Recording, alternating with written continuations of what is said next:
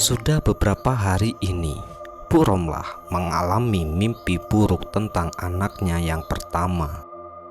Mimpi-mimpi buruk itu membuat Bu Romlah jatuh sakit karena takut kehilangan anak pertamanya itu. Walaupun anak pertama Bu Romlah memiliki watak yang berbeda dengan ketiga anak yang lainnya, namun Bu Romlah tetap sangat menyayanginya. Ya, anak pertama Bu Romlah bernama Jaka, kakak dari 3 orang adik. Jaka sebagai seorang kakak, walaupun ia memiliki watak yang sedikit temperamen, namun ia sangatlah menyayangi keluarganya. Dan kini ia harus menjadi tulang punggung keluarga setelah ayah mereka jatuh sakit hingga meninggal dunia. Bu, emangnya ibu itu mimpi Kang Jaka mimpi apaan sih, Bu? Kok bisa sampai sakit begini? Tanya Ani, anak nomor 3 Bu Romlah. Kakangmu itu, Nduk, di dalam mimpinya ibu, dia dikejar-kejar sama setan. Dan kemudian Jaka itu lari, terus dia ngumpet di gubuk kosong. Terus gubuknya itu kebakaran, Nduk. Ibu takut terjadi apa-apa sama kakakmu, jawab Bu Romlah. Ya, 1 minggu berturut-turut Bu Romlah selalu bermimpi yang sama tentang Jaka anak pertamanya itu. Dan yang lebih anehnya, mimpi itu dimimpikan di setiap jam 4 pagi, yang membuat Bu Romlah sangat mengkhawatirkan keadaan Jaka yang sedang jatuh sakit setelah bermimpi buruk itu. Sebelum jatuh sakit, Jaka bekerja di sebuah toko bangunan milik Pak Sudiro. Dan hasil dari kerjaannya itulah ia bisa membantu perekonomian keluarganya. Bahkan Pak Sudiro sendiri menjadikan Jaka seperti anak emasnya. Tak terhitung pemberian dari Pak Sudiro. Namun anehnya, setelah 3 tahun bekerja di tempat Pak Sudiro, perlakuan yang diberikan Pak Sudiro sangatlah berlebihan, dan itu hanya kepada Jaka. Dan pada saat itu Pak Sudiro memberikan Jaka uang 100.000 dan juga nasi tumpeng. Entah acara apa Pak Sudiro memberikan uang dan juga nasi tumpeng. Seingat Jaka kala itu di rumah Pak Sudiro tak ada acara apapun. Tanpa berpikir panjang, Jaka pun menerima pemberian dari Pak Sudiro. Toh sebelum itu Pak Sudiro memang sudah sangat baik kepada Jaka. Jadi Jaka tak sedikit pun menaruh rasa curiga kepada Pak Sudiro. Namun siapa sangka pemberian nasi tumpeng dan juga uang 100.000 itulah menjadi awal petaka baginya.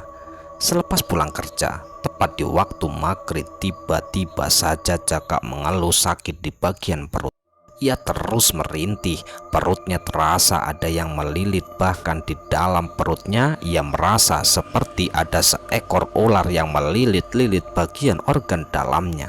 Ia terus merintih. Awalnya Jaka mengira sakit yang ia derita saat ini merupakan sakit perut biasa. Namun seiring berjalannya waktu, perut Jaka tak kunjung membaik, yang membuat Bu Romlah dan juga adik-adiknya mengkhawatirkan keadaan kakak pertamanya itu. Ya Allah, Bu, sakit banget perutku, Bu, rintih Jaka sembari memegangi perutnya. Mendengar hal itu, Bu Romlah pun langsung membawa Jaka ke rumah sakit dengan dibantu Ani dan juga Fatimah. Dan disinilah keanehan mulai terjadi ketika Jaka diobatkan ke dokter, dan pada saat itu tak ada satupun diagnosa penyakit yang diderita oleh Jaka. Padahal Jaka benar-benar jelas merasa sakit di bagian perut. Namun entahlah, yang jelas setelah mendengar penjelasan dari dokter bahwa tak ada penyakit apapun, akhirnya Jaka dibawa kembali pulang oleh Bu Romlah. Bu Romlah, Jaka, dan juga Ani kala itu mereka tak sedikit pun berprasangka jika semua itu ada kaitannya dengan makhluk tak kasat mata. Bu Romlah pun hanya memberikan Jaka obat herbal dan memberikan obat nyeri dari dokter. Dan sesekali Jaka diobatkan ke dukun pijat tradisional karena Bu Romlah kala itu mengira jika anaknya mengalami turun beruk yang menjadikan perut Jaka terasa nyeri dan juga sakit. Mbah Minah terus memijat Jaka dan sesekali Mbah Minah mengoleskan minyak di bagian perutnya. Jaka terlihat terus-terusan merintih menahan rasa sakit yang ia derita. Lalu Mbah Minah berkata, "Kamu itu habis makan apa, Tole? Kok bisa sakitnya begini?" tanya Mbah Minah sembari memijat bagian perut Jaka. Seingat saya, Mbah, saya habis makan nasi tumpeng. Terus pulangnya pas waktu maghrib, tiba-tiba perutku sakit banget kayak gini, Mbah," jawab Jaka. Dan pada saat itu, setelah dipijat oleh Mbah Minah, keadaan Jaka tak kunjung membaik. Bahkan kini Jaka mengalami keanehan kembali. Malam pun tiba, malam yang semakin larut. Jaka kala itu dengan kondisi merintih menahan rasa sakit, ia terus berusaha memejamkan matanya. Namun ia tak mampu memejamkan mata hingga akhirnya malam yang semakin larut. Kala itu Jaka tiba-tiba saja melihat sekelebat bayangan hitam berjalan di samping ranjangnya. Spontan Jaka pun refleks lalu ia hadapkan pandangannya ke arah bayangan itu. Namun Jaka tak melihat apapun di hadapannya. Dan pada saat itu tiba-tiba saja Jaka dikejutkan dengan penampakan sesosok tinggi besar memakai jubah serba hitam menutupi wajah dan juga seluruh tubuhnya. Sosok itu hanya diam berdiri mematung dan tidak lama kemudian sosok itu pun berkata, "Sebentar lagi kamu akan ikut aku." Ucap sosok itu lalu pergi menghilang begitu saja. Dan tiba-tiba saja setelah sosok itu menghilang, hawa di kamar Jaka berubah menjadi panas. Padahal awalnya terasa suasana di dalam kamarnya terasa dingin. Aneh sekali. Dan Jaka kembali dikejutkan dengan seekor ular berjalan merambat di jendela kamarnya. "Astagfirullah, Bu, tolong Bu, ada ular Bu," teriak Jaka. Mendengar hal itu, Bu Romlah kala itu kagetnya bukan main. Ia langsung meninggalkan rebusan air di dapur, langsung berlari menuju ke arah kamar Jaka. Akan tetapi setelah Bu Romlah masuk ke dalam kamar Jaka, beliau tak bisa melihat apapun lalu berkata, "Ada apa, Le?" tanya Bu Romlah sembari nafasnya tersengal-sengal setelah berlarian dari dapur ke arah kamar Jaka. Dan pada saat itu Jaka pun menjelaskan semua kejadian yang barusan ia alami kepada Bu Romlah.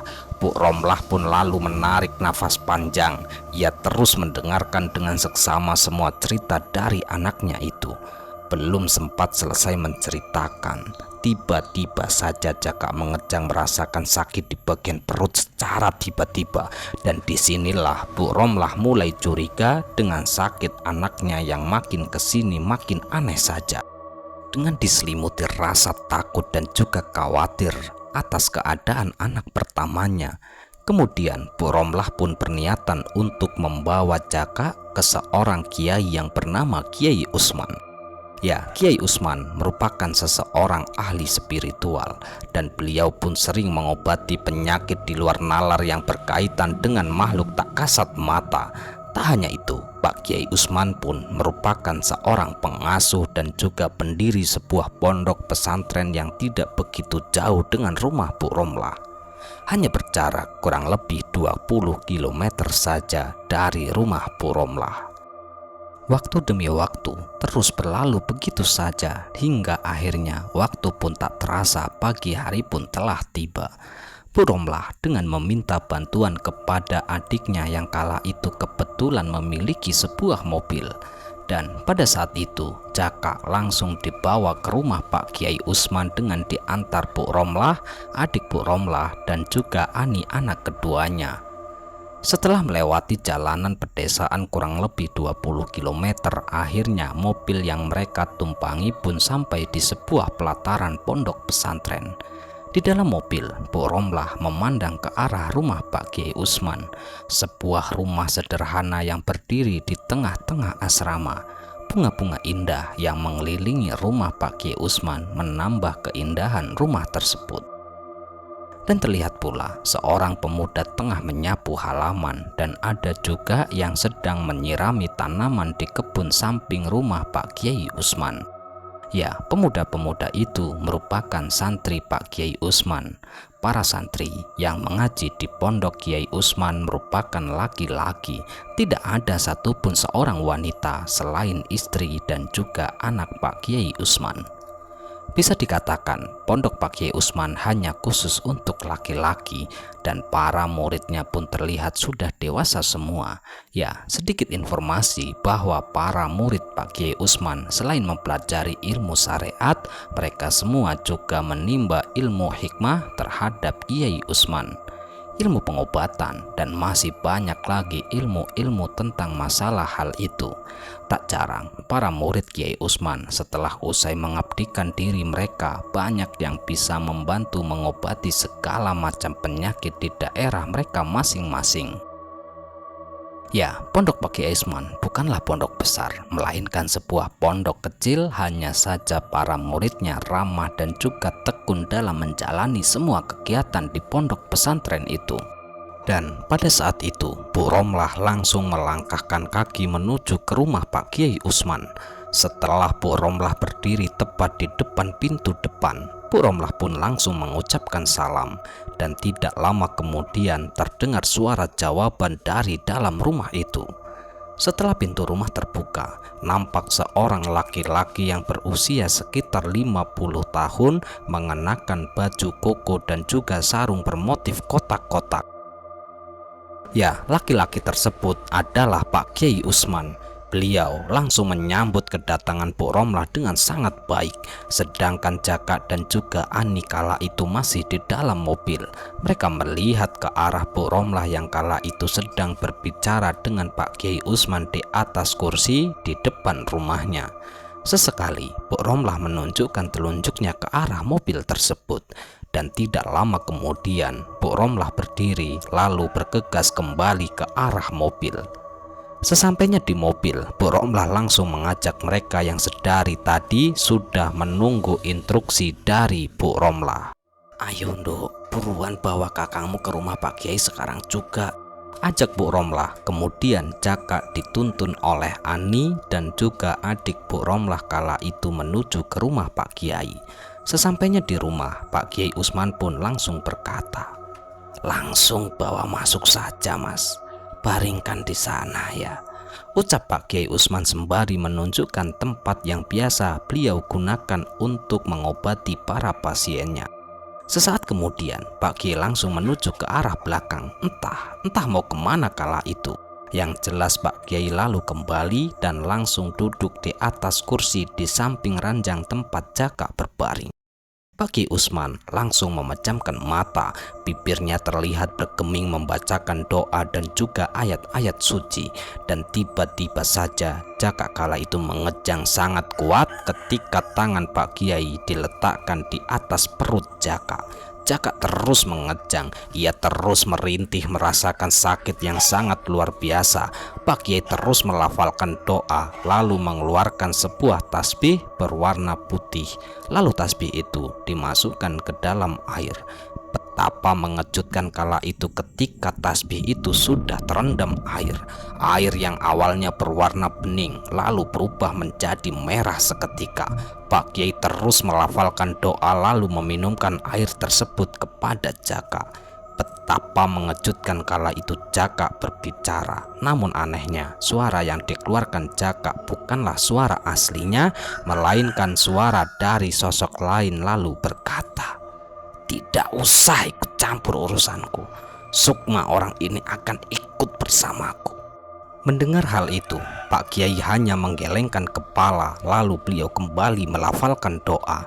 Dan kemudian Pak Kiai Usman menekan bagian perut Jaka. Jaka terus merintih kesakitan dan tidak lama kemudian nampak sesosok tinggi besar mengenakan kain serba hitam menutupi wajah dan juga seluruh tubuhnya. Ya, sosok itu sama persis dengan sesosok yang ada di dalam mimpi Bu Romlah. Puromlah kala itu hanya bisa terdiam dan terus berdoa berharap agar anaknya segera sembuh. Astagfirullah, Jaka ini sudah diincar, Bu. Bahkan nyawa Jaka lah yang mereka harapkan, ucap Pak Kiai Usman. Puromlah, Ani dan juga adik Puromlah kala itu terkejutnya bukan main ketika mendengar penuturan dari Pak Kiai Usman. Maksudnya Pak Kiai? Tanya Puromlah terbata-bata. Akan tetapi Pak Kiai hanya diam. Beliau kembali memejamkan mata lalu kembali melafalkan doa-doa. Pak Kiai terus melafalkan doa, lalu tidak lama kemudian sesosok tinggi besar itu kembali menampakkan wujudnya. Dan tidak lama kemudian Pak Kiai menggerak-gerakkan tangannya yang seakan-akan beliau sedang bertikai menghadapi sosok itu. Dua cahaya saling berhantaman, bahkan benturan kedua cahaya itu menimbulkan dentuman yang sangat kuat yang membuat meja di hadapan mereka bergetar sangat hebat. Lalu tiba-tiba saja sesosok tinggi besar itu hilang entah kemana. Lalu Pak Kiai Usman berkata, "Alhamdulillah, anak sampean sudah bisa diselamatkan dari jerat tumbal pesugihan, Bu. Hampir saja nyawa Jaka dijadikan tumbal pesugihan oleh seseorang." Mendengar hal itu, mereka semua pun saling pandang lalu menatap heran ke arah Jaka. Mereka belum percaya jika Jaka telah diincar menjadi tumbal pesugihan. Dan tidak lama kemudian Jaka mulai sadarkan diri setelah mendengar penuturan dari Pak Kiai. Dan pada saat itulah Jaka pun langsung menjelaskan awal mula sebelum ia jatuh sakit. Ya, 4 tahun lalu saat awal mula Jaka bekerja di tempat Pak Sudiro, Jaka masih diperlakukan sama dengan karyawan yang lain. Namun setelah semakin kesini, tepatnya ketika Jaka sudah menginjakkan ke tahun yang ketiga bekerja di tempat Pak Sudiro, Pak Sudiro mulai memperlakukan Jaka sangat berbeda. Bahkan ia merasa sikap Pak Sudiro sangatlah berlebihan. Tak terhitung lagi pemberian dari Pak Sudiro, uang, makanan, sembako untuk keluarga, dan masih banyak lagi. Dan yang lebih anehnya lagi kala itu dalam waktu 1 tahun sekali pasti salah satu karyawan Pak Sudiro ada yang meninggal dunia. Entah itu sakit ataupun meninggal secara mendadak. Jaka dan juga karyawan yang lain tak tahu penyebabnya. Bahkan mereka semua tidak pernah menyadari bahwa mereka semua telah dijadikan tumbal oleh Pak Sudiro. Ya, Pak Sudiro memanglah orang yang sangat terkenal di kampungnya sebagai seorang juragan. Selain terkenal akan kepemilikan tanah, Pak Sudiro pun terkenal sebagai pembisnis, dan salah satu bisnisnya adalah toko bangunan, di mana tempat itu merupakan tempat bekerja Jaka. Dan pada saat itu, tepat di waktu Kamis sore menjelang malam Jumat dan bertepatan dengan malam Jumat Kliwon, Pak Sudiro kala itu memberikan Jaka nasi tumpeng dengan uang 100.000. Pak Sudiro hanya berkata bahwa ia ingin bersedekah karena ia baru mendapatkan rezeki. Tanpa menaruh rasa curiga sedikit pun, Jaka pun kala itu langsung menerima pemberian dari Pak Sudiro. Lalu ia makan nasi tumpeng itu, sedangkan uang 100.000-nya ia belikan 1 bungkus rokok dan juga bahan sembako untuk kebutuhan sehari-hari keluarga di rumah. Namun siapa sangka setelah pulang bekerja tepat di waktu malam Jumat Kliwon, Jaka kala itu mengalami sakit yang luar biasa di bagian perut. Dan ternyata semua itu adalah awal mula Jaka akan jatuh sakit separah ini. Dan tidak hanya itu, di waktu yang sama kala itu Puromlah bermimpi buruk tentang anaknya itu selama 3 hari berturut-turut. Ya, mimpi itu merupakan pertanda bagi Puromlah bagi anaknya yang tengah menghadapi masalah besar yang bisa mengakibatkan nyawanya melayang. Pak Kiai Usman hanya mengangguk-angguk pelan ketika mendengar penuturan dari Jaka. Dan pada saat itu Pak Kiai Usman berkata bahwa Jaka telah diincar dan akan dijadikan tumbal pesugihannya di tahun ini. Ya, pelaku pesugihan tersebut tidak lain tidak bukan yaitu Pak Sudiro, bosnya Jaka sendiri. Lalu Pak Kiai pun menjelaskan bahwa ketika beliau melihat Pak Sudiro, bagian leher ke arah bawah yang Pak Kiai lihat kala itu bukanlah manusia, melainkan sesosok ular berkepala manusia. Dan yang lebih mengerikan, rumah Pak Sudiro dipenuhi seekor ular. Mulai dari pagar sampai ke dalam rumah banyak sekali ular yang seakan-akan siap memangsa kapanpun mangsanya. Akan tetapi, semua orang tak bisa melihat, hanya orang-orang yang memiliki kelebihan saja yang bisa melihat semua itu. Pak Kiai pun membenarkan bahwa nasi tumpeng dan juga uang itu merupakan media penyambung sosok iblis yang akan mengambil nyawa Jaka untuk dijadikan tumbal selanjutnya. Namun tidak semua mengalami sakit di bagian perut, terkadang ada yang tiba-tiba meninggal dunia dan mengalami kecelakaan. Sekarang kamu sudah terlepas dari jerat tumbal pesugihan, Le. Mulai besok kamu harus lebih waspada lagi, Le. Kamu jangan mudah tergiur dari rayuan seseorang. Bisa jadi rayuan itu ada maunya. Dan kamu jangan lupa, kamu jangan pernah mengambil hak orang lain. Walaupun kamu itu menemukan uang di tengah-tengah jalan, jangan pernah kamu ambil. Bisa jadi uang itu adalah tumbal pesugihan, uang basangan. Itu bahaya. Dan ingat, kamu harus menjalankan kewajibanmu sebagai umat beragama. Jangan pernah tinggalkan sholat 5 waktu. Biarin Allah yang akan memberikan balasan yang setimpal bagi mereka yang berani menyekutukan hanya demi harta dunia, ucap Pak Kiai Usman. Dan akhirnya setelah Jaka jatuh sakit selama 3 hari, keadaan Jaka kini mulai membaik seperti sedia kala setelah diobatkan di tempat Pak Kiai Usman setelah terkena jerat tumbal pesugihan Pak Sudiro. Selesai. Ya, sekian cerita kali ini. Semoga cerita ini bisa menghibur dan cerita ini bisa bermanfaat yang kami harapkan. Dan kami ucapkan terima kasih banyak kepada teman-teman semua yang telah mendukung kami. Semoga amal kebaikan teman-teman dibalas oleh Allah Subhanahu wa Ta'ala berupa hal-hal yang lebih baik dan lebih bermanfaat dalam kehidupan kita semua. Dan untuk teman-teman yang sedang sakit, semoga diberi kesembuhan. Yang sedang mengalami kesulitan, semoga diberi kelancaran dalam segala hal. Amin amin ya robbal alamin.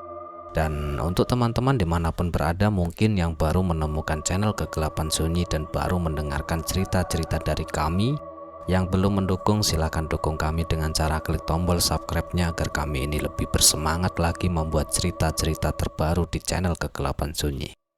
Dan kami ucapkan mohon maaf yang sebesar-besarnya jika ada kata-kata yang salah yang kami sampaikan di dalam cerita. Bye, sampai jumpa di cerita-cerita selanjutnya. Akhirul qouli wassalamualaikum warahmatullahi wabarakatuh.